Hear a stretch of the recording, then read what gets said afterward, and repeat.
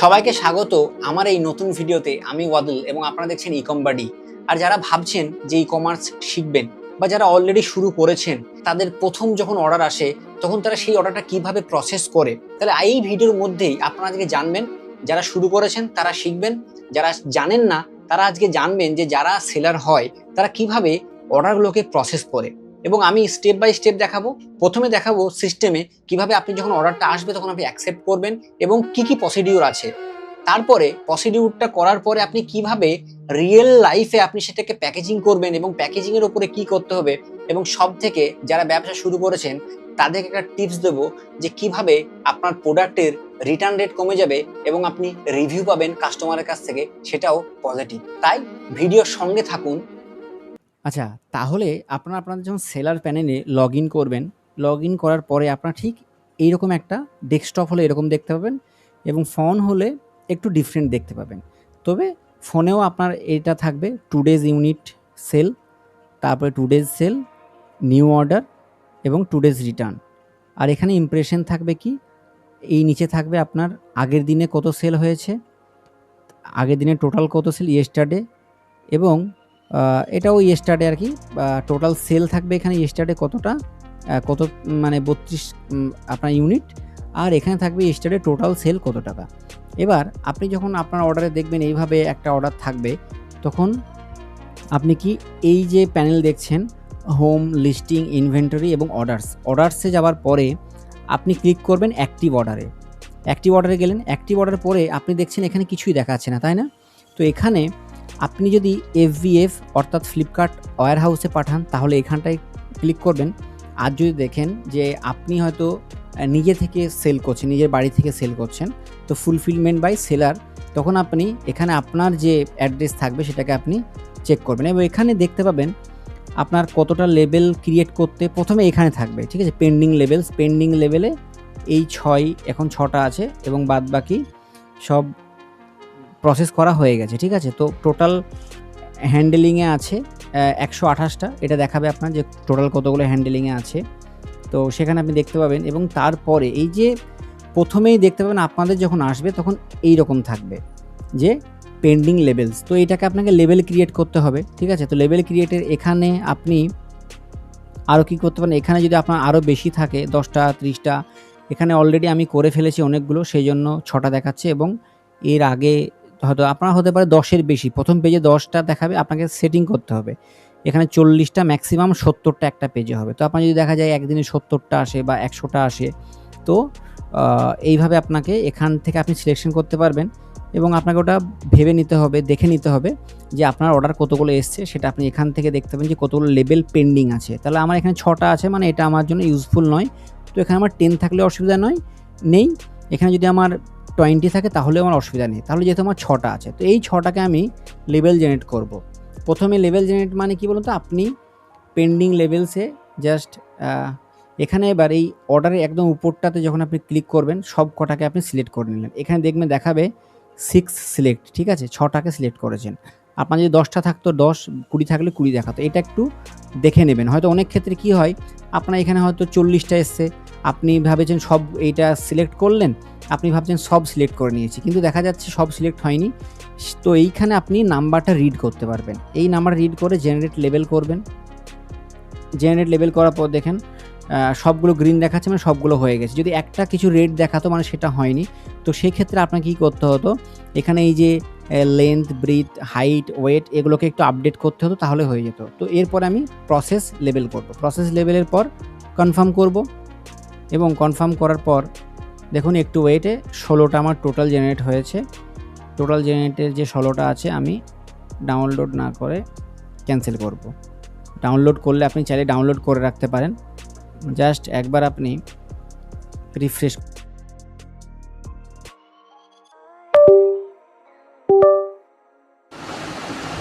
যেই আপনি রিফ্রেশ করবেন তখন দেখবেন যে আপনার এটা পেন্ডিং RTDতে চলে গেছে। তার মানে কি, এবার আপনাকে RTDতে এটাকে কী করতে হবে, রেডি টু ডিসপ্যাচ, মানে আপনাকে ফ্লিপকার্টকে জানাতে হবে যে আপনি প্রোডাক্টগুলো রেডি করে নিয়েছেন। যেই RTD করবেন তখন দেখবেন প্রথমে কি থাকবে, পেন্ডিং লেবেলস, মানে আপনি অ্যাকসেপ্ট করছেন। অ্যাকসেপ্ট করার পরে এটা যাবে এই সেকশনে পেন্ডিং RTD মানে রেডি টু ডিসপ্যাচ, এবং এখান থেকে যাবে আপনার পেন্ডিং হ্যান্ডওভারে। মানে এইগুলো আপনার কাছে ফ্লিপকার্টের তরফ থেকে তাদের কুরিয়ার বয় আসবে এবং আপনার কাছে প্রোডাক্টগুলোকে নিয়ে যাবে, ঠিক আছে? তো এটা আপনি আরটিডিতে আবার সেম এই উপরে ক্লিক করবেন এবং সবগুলোকে মার্ক অ্যাজ এ আরটিডি করে দিলেন। যেই আপনি mark as a RTD, mark RTD করলাম, দেখুন আমার এটা যেই রিফ্রেশ করব এটা চলে গেছে আমার হ্যান্ডওভারে। তো হ্যান্ডওভারে এবার যখন আপনার কাছে কুরিয়ার বয় আসবে তখন হয়তো আপনি, এবার এখানে একটা জিনিস বলার আছে, সেটা হচ্ছে যে আপনি এটা আরটিডি করে নিয়েছেন, দেখা যাচ্ছে আপনার সকালের কালকে নেক্সট ডে আপনার কাছে কি আসবে, অর্ডারগুলো নিতে আসবে হ্যান্ডওভারের জন্য। তো তখন আপনাকে আবার কি করতে হবে, হয়তো আপনি দেখছেন যে হয়তো আপনি রাত্রে সব প্যাকেট করেছেন কিন্তু আপনি লেবেলটা ক্রিয়েট করেননি, ঠিক আছে? এই লেবেলটা কি ক্রিয়েট এখন হয়তো বুঝতে পারছেন না, যেহেতু এটা ভিডিওর প্রথম স্টেপ। সেকেন্ড স্টেপ যখন দেখবেন তখন হয়তো আপনি রিলেট করতে পারবেন যে আমি কেন বলছিলাম লেবেলটা ইম্পর্টেন্ট বা লেবেলটা আবার জেনারেট করতে হবে। তো তখন আপনি কি করবেন, এই হয়তো আপনি সব প্রোডাক্টকে প্যাকেজিং করে রেখে দিয়েছেন, এবার আপনি লেবেলটা জেনারেট করে আপনাকে প্রতিটা প্যাকেটের উপরে লেবেলগুলোকে মারতে হবে। তাহলে কি হবে, যখন কুরিয়ার বয় বা ডেলিভারি বয় আপনার কাছে প্রোডাক্টটা নিতে আসবে তখন সে স্ক্যান করবে সেই প্রোডাক্টের ওই যে বারকোডটা থাকবে সেটা। তো সেখান থেকে আবার আপনাকে একবার আপনাকে যেহেতু আপনি এটা রাত্রে প্যাকেজিং বা হয়তো দিনে করেছেন কিন্তু আপনি তখন প্রিন্ট আউট করেননি, তো সেক্ষেত্রে আমাকে এটা আবার ই কার্টে এখানে যাব, ঠিক আছে? এবং ই কার্টে যাবার পরে এখানে দেখতে পাচ্ছেন যে এইগুলোকে আমি আবার সিলেক্ট করব। যেই সিলেক্ট করলাম দেখলেন রিপ্রিন্ট অপশন আসছে। এবার এখানে কিন্তু আমাকে টোটাল 134টা আছে আর আমার সিলেক্ট হয়েছে কটা, 10টা। তাহলে আমাকে এখন অনেকবার করতে হবে, তাহলে অনেকবার না করে আমি কি করব, এখান থেকে সিলেক্ট করে 70 সিলেক্ট করব। প্রথমবারে 70টা নিচ্ছে, তারপরে কিন্তু সব নেইনি। তো আমি আবার দেখুন এটাকে আবার যখন সিলেক্ট করব টোটাল 70টা নিয়েছে, ঠিক আছে? তো আমি আপনাদেরকে জাস্ট নেক্সট স্টেপটা দেখাবার জন্য এতগুলো সিলেক্ট করব না, তাহলে আমার প্রবলেম হবে কি, লেবেলগুলোকে কাটতে গিয়ে অনেক টাইম লেগে যাবে। তো আমি জাস্ট এটাকে 10টা সিলেক্ট করছি, ঠিক আছে? 10টাকে আমি সিলেক্ট করব। 10টা সিলেক্ট করার পর আমি রিপ্রিন্ট লেবেল করলাম। রিপ্রিন্ট লেবেলে দেখুন আমার এটাকে ডাউনলোড করে আমি রাখলাম। এটা আমার প্রথম স্টেপ, মানে সিস্টেমের ক্ষেত্রে এটা প্রথম স্টেপ। দেখুন এইরকম থাকবে। যখন আপনার ডেলিভারি বয় আসবে সে কিন্তু আপনার এই জায়গাটাকে স্ক্যান করবে, এই যে বারকোডটা আছে, আর এটাকে আপনাকে আপনি যে প্রোডাক্টটা দেবেন তার প্যাকেটের ওপরে মারতে হবে। এইটা কিন্তু আমি আপনাকে এই ভিডিওর মধ্যেই দেখাবো, তো ভিডিওটা সম্পূর্ণ দেখতে ভুলবেন না। এবং আমি টিপসও দেবো যে যখন আপনি প্যাকেজিং করবেন আপনার কি কি মাথায় রাখা উচিত, তাহলে আপনার রিটার্ন রেট অনেক কমে যাবে এবং কাস্টমারের কাছ থেকে আপনি একটা সুন্দর পজিটিভ ফিডব্যাক পাবেন। বেশ, তো এটা ডাউনলোড হলো। এবার ডাউনলোড করে আমি জাস্ট পিডিএফ রিসাইজ লিখব ক্রোমে,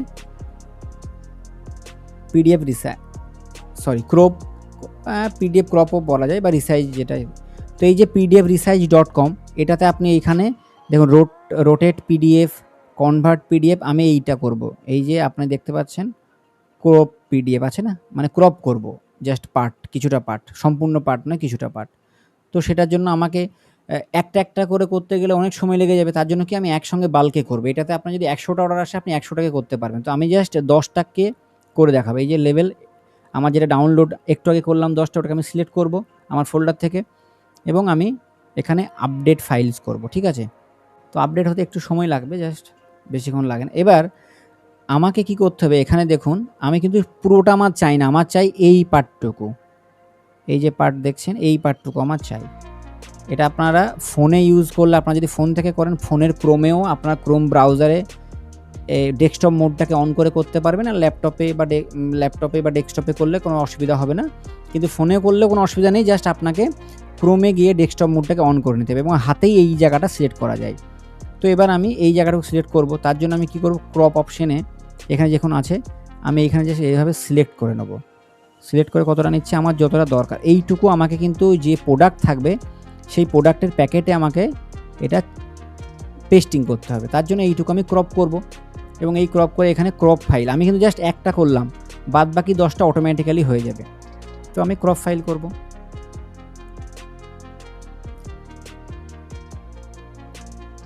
জাস্ট কিছুটা সময় নেবে, তারপরেই হয়ে যাবে। এবং এটা হওয়ার পরে আমাকে কি করতে হবে, এইগুলোকে এই যে ছোট ছোট পার্ট হবে, এই পার্টগুলোকে আমাকে প্রিন্ট আউট করতে হবে। তো প্রিন্ট আউটের জন্য একটা লেবেল পেপার পাওয়া যায়, সেটা A4 লেবেল পেপার হতে পারে, ম্যাক্সিমাম A4 হবে। এবার A4-এ আপনি 4/6 বা 6/4 করতে পারেন, মানে একটা A4 পেজে 6টা প্রিন্ট করবেন না 4টে প্রিন্ট করবেন, সেটা আপনার নিজের উপর ম্যাটার করছে যে আপনি কত বড় প্যাকেটের উপর চিপকাচ্ছেন, বা আপনার 6টা, আমি ম্যাক্সিমাম 6টা ইউজ করি, কিন্তু আপনি 1/4 ইউজ করতে পারেন, 1/6ও ইউজ করতে পারেন। তো এটা জাস্ট হলো কি আমি ক্রপ করে নিলাম, এই পার্টটা আমি প্যাকেটের উপর চিপকাবো। আর সেমভাবে এই নিচেরটাকেও আমি ক্রপ করব, এই পার্টটা, এবং এই যে বিলের পার্ট, মানে এই পার্টটা হচ্ছে আমার বিল, এই বিলের পার্টটাকেও কিন্তু আমাকে ক্রপ করতে হবে। এবং এটা আমি কি করব, সরি কেটে গেল, এই যে নিচের পার্টটা আপনারা দেখছেন, এই নিচের পার্টটা, এটা আমি কি করব, ক্রপ করে একটা A4 পেপারে আমি কি করব, A4 পেপারের ওপরে এটাকে 1/2 করতে পারি, দিয়ে করে অ্যাজ এ বিল আমি প্যাকেজিংয়ের মধ্যে দেবো। তাহলে কাস্টমার, কেন আপনার এখন নিয়ম করেছে ই কমার্সে যে কোনো সময় আপনার প্যাকেজ চেক হতে পারে, এবং আপনাকে কিন্তু এই বিল যদি না পায় তাহলে কিন্তু আপনার উপরে ফাইন হতে পারে 500, 1000, 10,000, ওটা নির্ভর করছে জিএসটি অফিসারের উপরে। তো এবার আমার এটা ক্রপ হয়ে গেল। এবার আমি কি করব, এবার আমাকে প্রিন্ট করতে হবে। তো আমি যাই, এখানে দেখি, দেখুন খুব সুন্দরভাবে 10টাকে ক্রপ করে দিয়েছে, দেখতে পাচ্ছেন। এবার আমি প্রিন্ট করব। তো প্রিন্ট অপশানে আপনারা দেখবেন এটাকে ম্যাক্সিমাম আপনি ক্রোম থেকে খোলার চেষ্টা করবেন, তাহলে আপনাদের সুবিধা হবে। এবং স্টেপ বাই আপনি যদি আপনার বাড়িতে প্রিন্ট থাকে তাহলে কোনো সমস্যা নেই, আর আপনি যদি বাইরে থেকে করেন তাহলে আপনি তাকে বলবেন যে ক্রোমে খুলতে, এবং ক্রোমে খোলার পরে এই যে প্রিন্টের যে অপশানটা দেখছেন, এই যে প্রিন্টারের অপশানটা দিয়েছে, এই প্রিন্টারের অপশানে আপনি কি করবেন, ক্লিক করবেন, এবং এখানে দেখুন একটা আছে অল পেজ শিট 1, এখানে কি দিয়েছে পেজ পার শিট, এই যে আমি যেটা বলছিলাম, এটা আপনি কি করতে পারেন 4 করলে দেখুন একটা পেজে 1, 2, 3, 4, তাই না, দেখুন 1, 2, 3, 4 হচ্ছে। এবার আমি যদি এটাকে করি একটা পেজে 6, 1/6, তাহলে দেখুন একটাই পেজ আমার কি হবে 1, 2, 3, 4, 5, 6টা। তো আমার কি হবে, একটা পেজে আমি বেশি করে আমি, তাহলে কি আমার A4 পেজ বা যে একটা পেপার হয় আপনার লেবেল পেপার বলে, ওটা কি হয় এখান থেকে উঠিয়ে আপনি নিয়ে, যেটা আপনার টেপ টাইপের থাকে, উঠিয়ে নিয়ে আপনি প্যাকেটের উপরে মেরে দিতে পারবেন। এটা আমি অবশ্যই আপনাদেরকে নেক্সট পার্টের ভিডিওতে দেখাবো, যে আপনি প্যাকেটের উপরে কীভাবে প্যাকেজিংটা করবেন এবং এই লেবেল পেপারটা কীভাবে সেখানে পেস্টিং করবেন, ঠিক আছে। তো এটা আমি জাস্ট প্রিন্ট করে দিলেই আমার এটা প্রিন্ট হয়ে যাবে। আমি সেভ করে না করে আমি করব কি, আচ্ছা, এটা আমি এইভাবে যখন আমি প্রিন্টারে দেবেন, যে প্রিন্ট করে দেবেন, আপনার প্রিন্ট হয়ে যাবে, ঠিক আছে। তো এইটাকে আপনি সেভ করে রাখতে পারেন, বা ডাইরেক্ট এই প্রিন্ট থেকেই এইখান থেকে আপনি প্রিন্টারে প্রিন্ট করে নিতে পারেন, তো সেখানে আপনার সমস্যা হবে না। তো এবার আমরা দেখব আমাদের নেক্সট স্টেপ, এটা প্রিন্ট করার পরে এবার আমাদেরকে কি করতে হবে।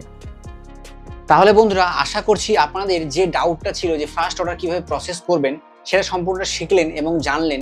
এরপরেও যদি আপনাদের কোনো কোশ্চেন থাকে আপনারা কমেন্ট বক্সে লিখুন, বা আমার সঙ্গে হোয়াটসঅ্যাপ নাম্বারে যোগাযোগ করতে পারেন।